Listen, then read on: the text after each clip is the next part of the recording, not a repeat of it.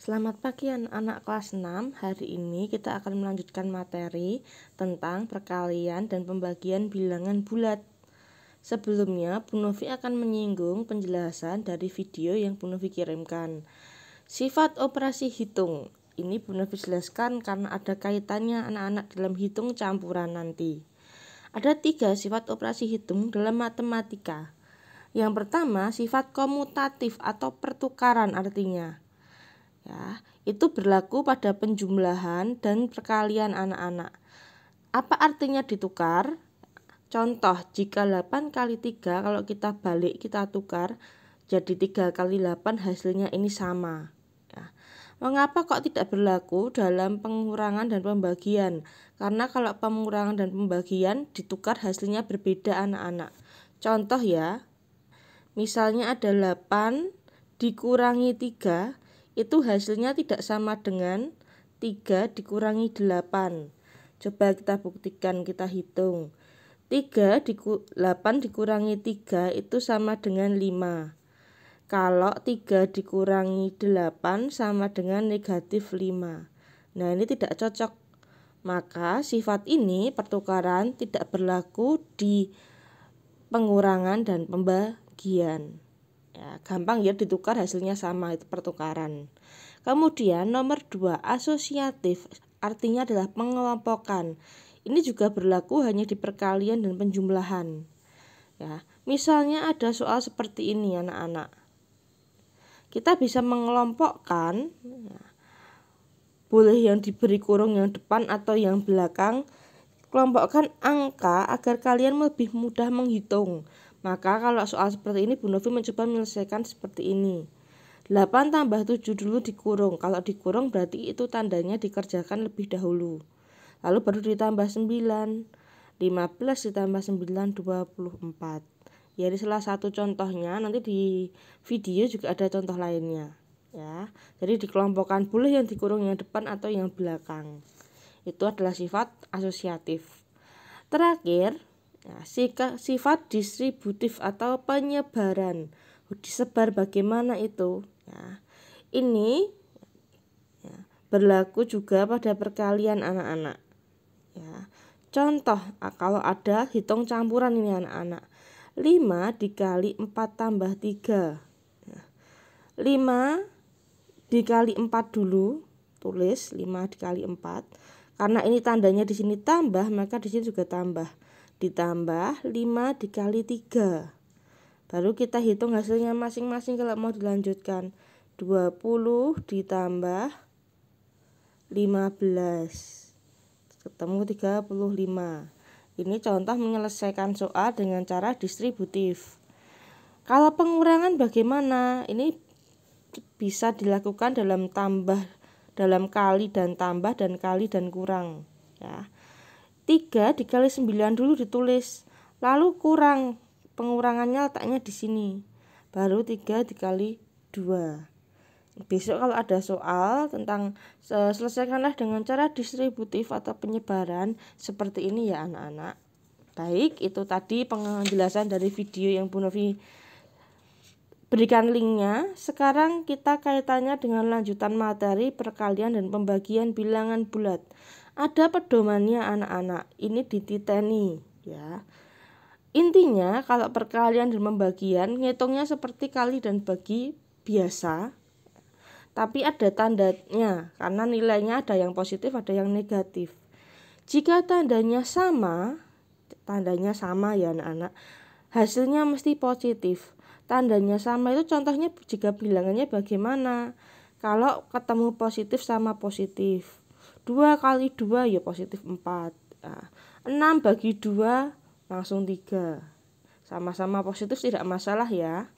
Kemudian kalau sama-sama negatif, nah ini sama-sama negatif. Kalau negatif dikali negatif hasilnya positif anak-anak.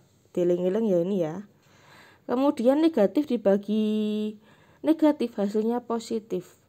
Contoh, negatif 3 dikali negatif 2 sama dengan 6. Ya. Lalu ini kalau Bu Novi salah tulis ini. Kalau negatif 18 dibagi negatif 6 itu hasilnya sama dengan 3, positif anak-anak. Ya, kalau negatif dibagi negatif hasilnya positif. Ya. Kemudian kalau beda tanda, Bu. Nah, ini tadi ada 2 hal yang harus kalian ingat. Nek tandanya sama hasilnya positif, kalau berbeda tanda hasilnya negatif. Mau yang beda itu di depan atau yang di belakang tetap ikut negatif. Ya, negatif 3 dikali 5, negatif 15 karena ada negatifnya. Kalau 9 dikali negatif 2, negatif 18. Nah, biasanya kalau Bu Novi tandai kalau negatif sama negatif ya nggak lupa negatifnya sama-sama dicoret, hilang, tinggal dikalikan ketemu hasilnya. Tapi kalau ini negatifnya cuma 1, Bu, ya jangan dicoret, negatifnya dipindah di belakang terus tinggal dikalikan. Ya, atau dibagi tergantung soalnya. Itu anak-anak pedomannya untuk mengerjakan soal perkalian bilbul dan pembagian bilbul. Untuk latihan, ya, sebelum kalian mengerjakan latihan dari link Google Form, coba perhatikan penjelasan Bu Novi. Silahkan anak-anak membuka LKS halaman 14. Boleh nanti diisi sendiri dari hasil penjelasan ini ya. Baik, kalau misalnya perkalian itu sama dengan penjumlahan berulang. Ini ya anak-anak, ini pelajaran dari kelas 1, kelas 2. Perkalian sama dengan penjumlahan berulang. Jadi seperti ini maksudnya 5 dikali 7. Berarti 7-nya 5 dikali negatif 7. Negatif 7-nya dijumlahkan sebanyak 5 kali. Baru ditulis hasilnya. 9 dikali negatif 10. Berarti negatif 10-nya yang belakang ini dijumlahkan sebanyak 9 kali. Bu, kalau langsung boleh hendak boleh. Ini hanya untuk mengingatkan kembali anak-anak untuk latihan perkalian dengan cara penjumlahan berulang. Ya, jadi kalau langsung contohnya nomor 3, 6 dikali negatif 16. Ingat ini tidak sama-sama negatif, hanya 1 berarti hasilnya ikut negatif. 7 dikali negatif 20. Hasilnya juga negatif karena ini tidak sama tandanya. Itu ya anak-anak, kalau ada soal seperti ini tinggal ditulis caranya dan dihitung. Baik, kita lanjutkan anak-anak. Yang nomor 3 ini cara langsung ya. Tadi Bu Novi bilang kalau misalnya tidak sama tandanya ya, kalau tidak sama tandanya maka hasilnya negatif. Kalau sama tandanya, contoh yang B, negatif 11 dikali negatif 17. Ini hasilnya positif anak-anak ya. Bu, kalau misalnya seperti ini bagaimana? Nah, ini ada hitung perkalian tapi 3 angka ya anak-anak. Kalau masih sama-sama perkalian silahkan kerjakan dari yang paling kiri ya. Berikutnya nomor 5 anak-anak. Bu, kalau ada soal seperti ini, nah kita harus main logika kalau nomor 5 ini ya. 5 dikali titik-titik sama dengan negatif 20. Ingat, perkalian dan pembagian itu saling berhubungan ya. Berarti kita harus berpikir anak-anak, kira-kira ya, ini berapa hasilnya? Yang kosong ini berarti logikanya negatif 20 dibagi 5. Ketemunya negatif 4. Sama yang B, titik-titik dikali negatif 8 sama dengan 32. Ini negatif, tapi hasilnya positif. Maka jawabannya ini haruslah bilangan negatif supaya tandanya sama. Berapa 32 dibagi 8? 32 dibagi 8 sama dengan negatif 4. Ya, negatifnya tulis dulu, terus pembagian biasa tidak apa-apa. Itu kalau melengkapi bagian yang kosong ya anak-anak. Semoga jelas. Ya, ini sudah ada catatannya. Kalian bisa membaca saja, tidak usah ditulis. Tadi sudah Bu Novi jelaskan di awal. Baik anak-anak, kalau misalnya tadi perkalian, sekarang pembagian. Ya, bagaimana mengerjakan soal tipe-tipe seperti ini? Yang pertama, 4 dikali negatif 5 sama dengan negatif 20. Kebalikannya, sehingga negatif 20 kalau dibagi 4 sama dengan negatif 5. Jadi ini melengkapi bagian yang kosong dengan dibalik ya anak-anak.